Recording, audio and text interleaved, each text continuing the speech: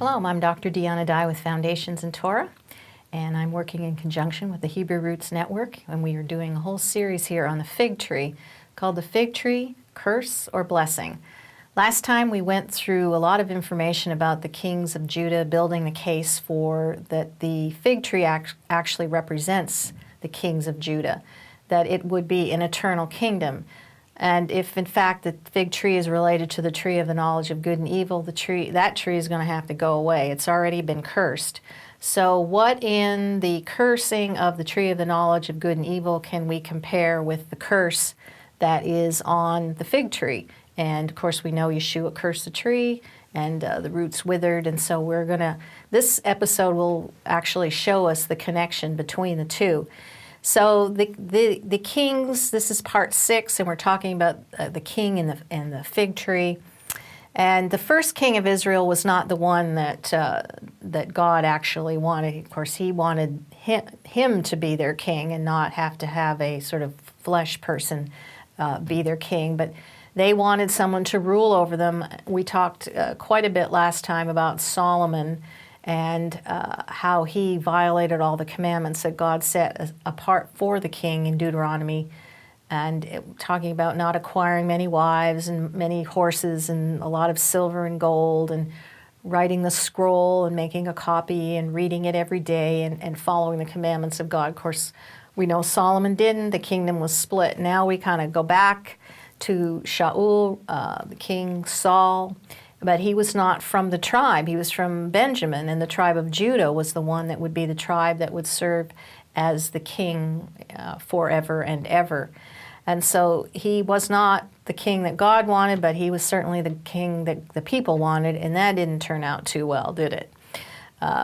God, again, wanted himself to be their king. So let's talk a little bit here about King Shaul, or King Saul, and we have another picture of the fig tree, and this is a quote from the rabbinic literature that talks about that it compares King Shaul to being the offshoot of the fig tree. Now remember what I've said previously is that no new growth really came from the offshoots. If they wanted to have a new tree or cultivate a new tree, they would use the branches, not the offshoot. That is, the offshoots did not, once they were cut, they didn't live very long, and if there was any fruit attached to it, it would immediately die. So this is what King Saul is described as in the literature, as an offshoot of the fig tree. That's because he never was the true king of Israel. You can find this in Ruth Rabbah. That's where this description of him as the offshoot of the sycamore is. And so the offshoot, as I said, dried up quickly, and it didn't produce new life, and the new life came from the branch cuttings. And so as King, Shaul never produced any fruit in terms of the line of the kings of Judah. It was immediately cut off after him. And so no descendants for the line of the kingship came from his loins, and he was basically cut off and separated from the line. He was not from Judah. And so it was that all of the kings of Judah now become significant.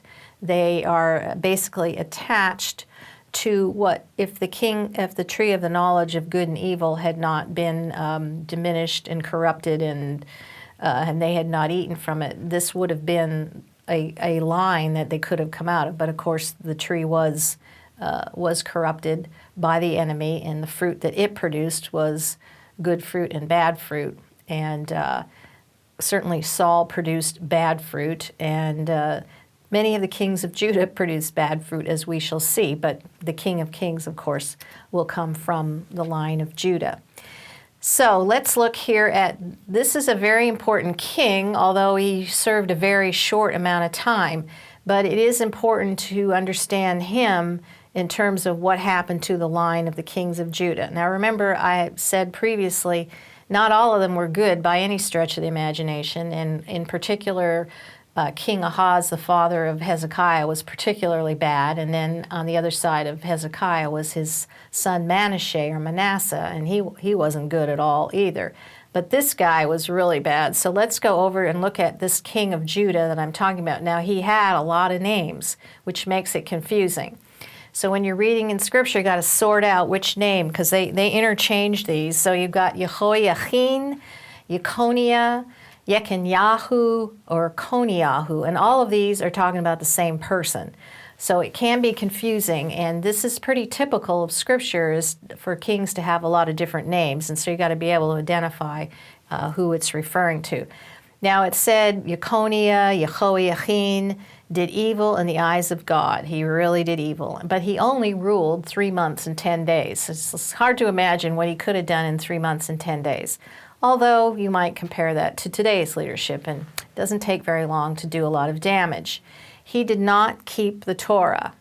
And so when King Nebuchadnezzar came and he marched into Jerusalem and he laid siege to the city, it was Yehoiachin who went out to greet him.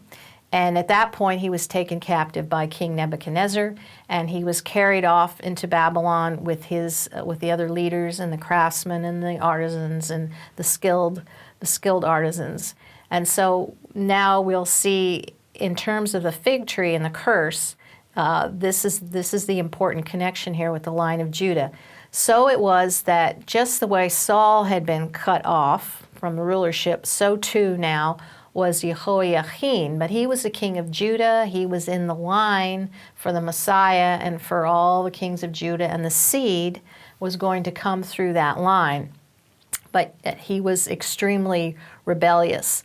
Let's look at a scripture here in Jeremiah 8:13. And it says, "There are no figs on the fig tree.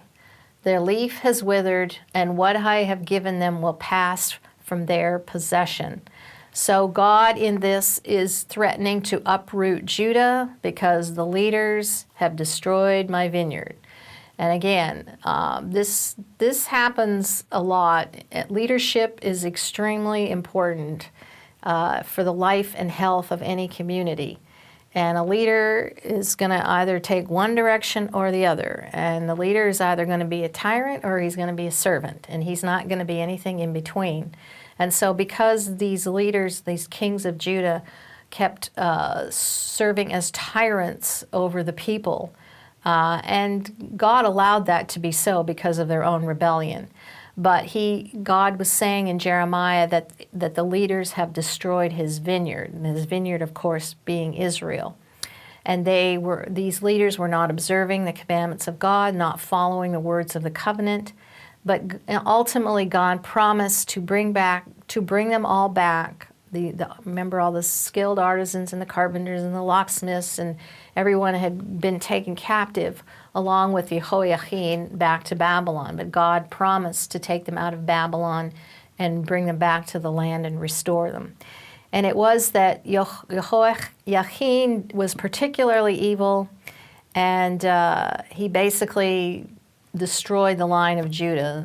As if there wasn't enough of a curse on it already, he was the point at which this thing was cut off. Again, it's hard to imagine what he could have accomplished in 3 years and 10 months, but he did.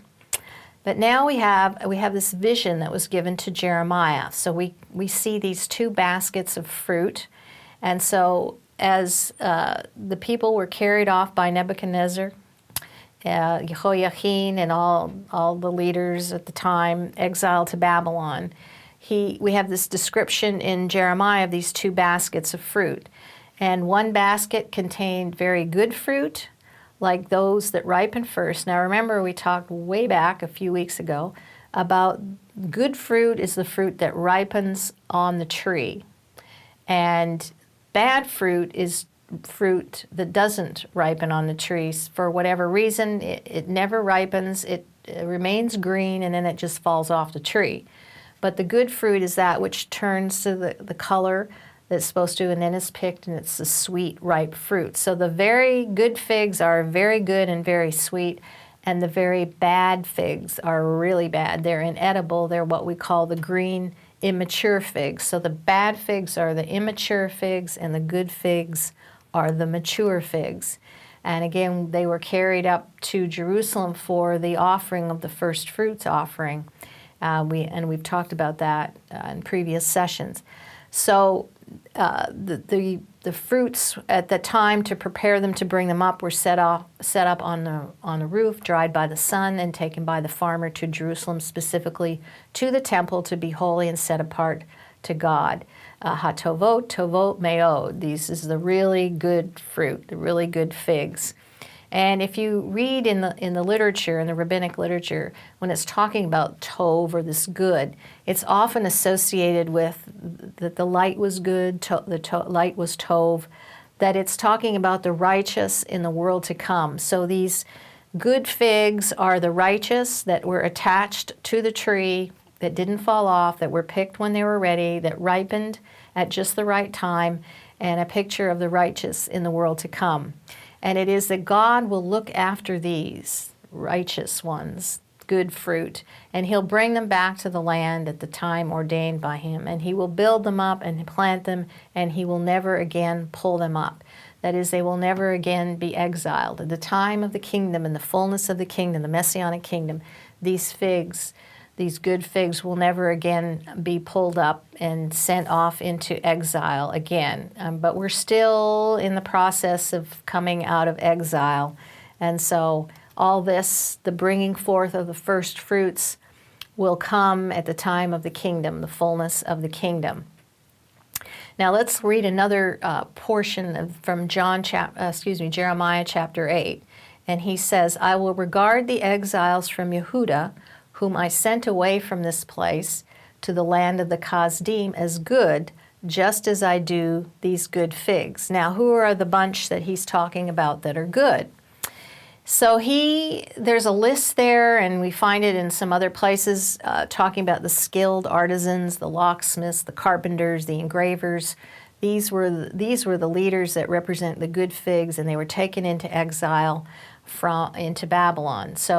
And we can see here a principle. When we go into exile, it's not just the bad guys going into exile. Even though it was a corporate sin that Israel committed, but the consequences fall on everyone. However, even though we're in exile, God provides and protects and covers and promises to return back to the land. And so too we have with the skilled artisans and the locksmiths and the carpenters, who were said to be the good figs. The promise was that they would return. Now this is from a book by a man named Giza Vermes, who the book he wrote is called Jesus the Jew. I highly recommend it. But what his contention is that these locksmiths, artisans, etc., were identified as Torah teachers. Now one of the words here for carpenters is harash, but it also means silent or to silence. So the point was that these Torah teachers were the ones who would silence those who argue with them because of their brilliance. So locksmiths was the idea of others keeping their mouths shut, while those that were skilled in the Torah would speak forth. So harash means silent. It also means carpenter. And so it was that when they spoke, everyone else shut their mouths. Now, he further suggests the possibility of the link between this idea, which is well known in the rabbinic literature, and the concept of Yeshua and his father were carpenters, being ones that were skilled, harash, skilled in the Torah, that basically shut other people up. So Yeshua, the son of a carpenter, Joseph, the carpenter. It's interesting to me that there is so little about Joseph in the scriptures. And I see him, not only is he sort of the father of Yeshua, stepfather, I guess you'd say, but he is a picture of the father. So perhaps, too, he is a picture of the father as the master carpenter, the master artisan, the skilled artisan and engraver. And so Yeshua is his son, and that they were skilled in the Torah. You got to figure that the home of Yeshua was filled with teaching of the Torah. Certainly, I mean, Yeshua was in the flesh, he was in a home, he was raised up, and he heard these things. And I do believe that his father was probably very skilled in the Torah. Can't prove it, but it certainly is a compelling argument. Now, by contrast, if we look at our next picture, we see green figs on the tree that aren't ripe. And these are what is compared to the bad figs. They are basically inedible. And we call it ha-ra'ot, ra'ot, ma'od. Just as we had tov ma'od, we have ra'ot ma'od. And so these are really bad figs, and they're evil. And that it is that God will make the king of Judah and his leaders an object of scorn and disgrace. And we can see that in our next quote. This is from Jeremiah, and it says, I will make Sidkiyahu, that'd be Zedekiah, the king of Judah, and his leaders resemble them, which is resemble the bad figs. Everywhere I drive them, I will make them an object of horror, repulsive to all the kingdoms of the earth, a shame, a parable, a lesson, and a curse. And you could spend a lot of time just dissecting that, the picture of the bad figs and Zedekiah, the king of Judah. And so he was the picture of the parable and the lesson. Remember the lesson from the fig tree that we have in Matthew 24. So this kind of thing is repeated over and over again. But that God will hand these leaders over to the kingdoms of the earth. And this is like what we're getting to here of Yeshua when he cursed the fig tree.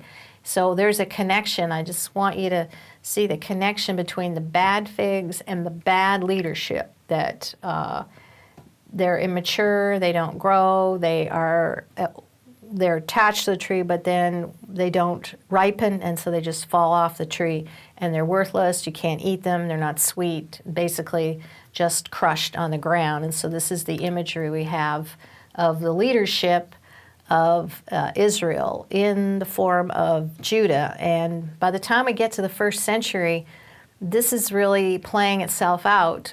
We have all the divisions and the different groups, Sadducees and Pharisees and Boethusians and Essenes and all kinds of stuff going on. And we have Annas, who is the godfather, if you will, of Jerusalem, who's installing his own family as high priest, which completely violates the Torah commandments. And it's a time of graft and bribery and extortion, and the whole structure of the temple is not functioning the way it's supposed to. There's buying and selling of the high priesthood and any sort of positions of power. This is exactly, again, the opposite of the way God structures leaders. They're either tyrants or they're servants, and there's no middle ground. And so we kind of see this playing out in the 1st century. So if we let's look at Jeremiah 22, 28 through 30, going back to Jehoiachin, also called Yeconiah, and it says, "Is this man Coniahu a despised, broken pot? Count this man as childless. He is a lifetime failure." This is from the Complete Jewish Bible. This is the key. None of his offspring will succeed. None will sit on David's throne. None will rule again in Judah. Do you see this? None of his offspring will succeed. None will sit on the throne, and none will rule in Judah. So we have big problem, because the line of the kingship of Israel is coming through Judah, and it's supposed to be an eternal kingdom under an eternal king. And now we got this guy that's been basically judged by God and calls him a lifetime failure, basically. And so he is now cut off. So we have a problem with the seed is being cut off. So how are we going to get to where we need to go with Yeshua, the Messiah? And so we sort of introduced this concept. So now what do we do? Now we'll go over to Matthew 1, and let's just look. We have here the genealogy of Yeshua through Yosef, his father. And in verse 11, it says that Josiah was the father of Jehoiachin. Now, so Josiah was a great king, but he produced this not-so-great king, and his brothers at the time of the exile to Babylon. And then in verse 12, after the Babylonian exile, Jehoiachin was the father of Shealtiel. And so it goes on, but the seed has been cursed. So how is this going to work? And so this child, this sort of offspring that comes through this line by blood, couldn't sit on the throne. And so the heirs of King Jehoiachin were basically disqualified from being king. Now we see that the seed has been corrupted beyond repair.